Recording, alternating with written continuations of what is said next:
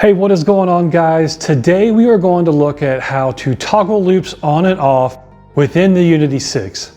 So some of you may not know this, but there are actually 3 different ways that we can toggle loops on and off, and we're going to show you just how to do that. Let's dig in.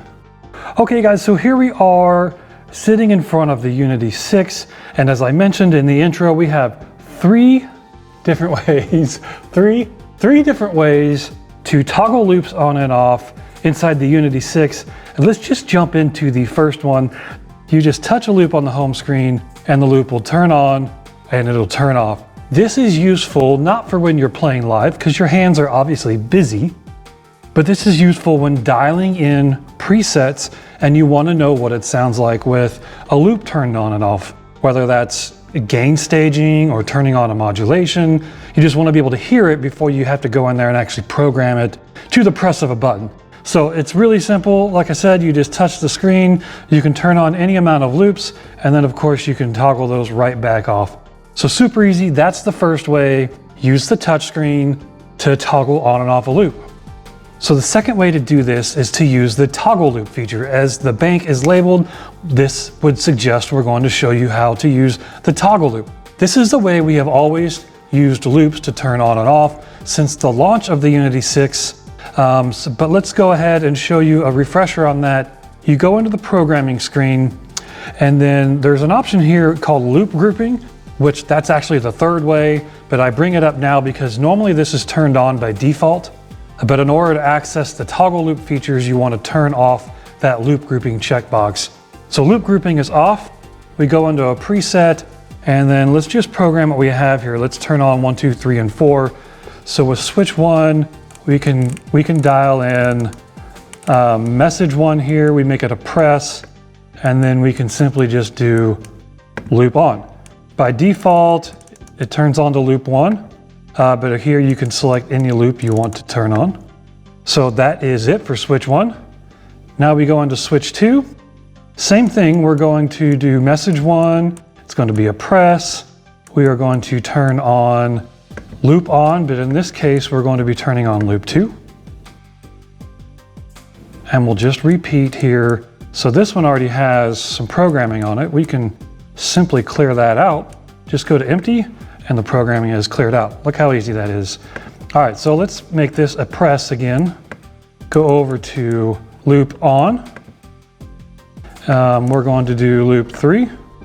And then the last one is loop 4. So let's do the press again, loop on, and loop 4. Okay, so now we've got all of our switches programmed. We can go back to the home screen, and switch 1 will turn on loop 1, switch 2 turns on 2, 3 and 4, etc. So there you can see we've assigned 1 loop per switch to turn those all on. But what happens every time you press this, it's always sending a message to turn them on. So what if you wanted to turn them off? Well, you could assign each switch to a toggle loop, where every time you would press it, it would toggle the loop on, and then press again, it toggles it off. Or you can do, let's say for instance, when we hit switch 4, we only want loop 4 to come on and all the other 3 loops to turn off. So what you would have to do, this is like I said, the original way that we have done this. From the way that it was launched. So in this case, what you want to do is go into here. Our first message was to turn loop 4 on, but remember we want the other 3 loops to be off. So now we have to come in here and assign 3 more messages. So this would also be underneath the press. We're going to turn a loop off message. That'll be loop 1.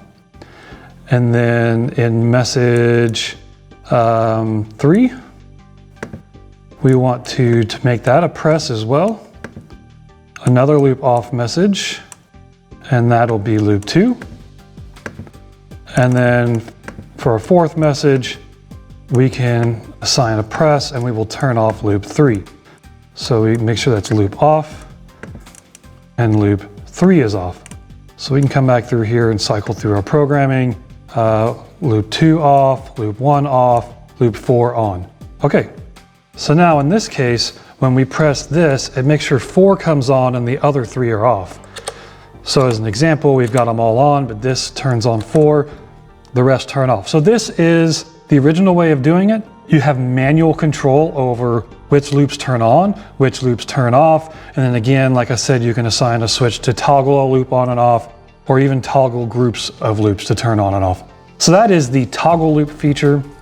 But now I want to talk about the feature called loop grouping, which we added. Loop grouping, let's go to our new bank here. So loop grouping is a way to turn on groups of your loops, and then you don't have to worry about, making 4 different messages like we showed in this earlier example to turn off the ones you don't want on, or to turn on the ones you do want on. You don't have to remember any of that. All you have to do is go in here and you assign which groups you want to come on. So we've already done some programming. This will turn on loops 3 and 1, this turns on 4 and 2, this turns on 1. And so by one simple message, you can see that it turns off the things you don't want on and it turns on what you do want on. So let's just show you how we have that set up. Loop grouping is checked, and then we go into programming. So this will be switch 1.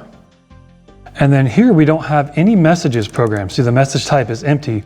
All we need to do is assign the press action. So it's going to remember when you press the switch, which one of these loops turn on. So if any of these loops are not checked, they automatically turn off if they're already turned on.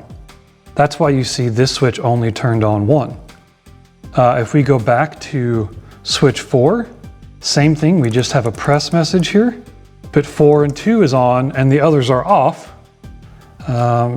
Same thing with switch 3.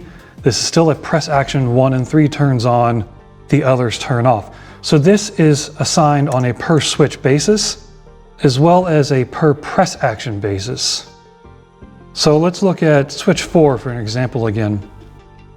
Now we'll cover this in another video, but remember, whenever you assign a message to a press, that means it always fires. So if you're going to do a long press, the press will always fire. So in this case, 2 and 4 is set to a press, and then a long press, we can actually, let's go back and make sure this is on a separate message. So notice how the message is empty, so we don't have any loops turned on when it's empty. If we highlight over to a press, you can see 2 and 4 is already assigned to a press.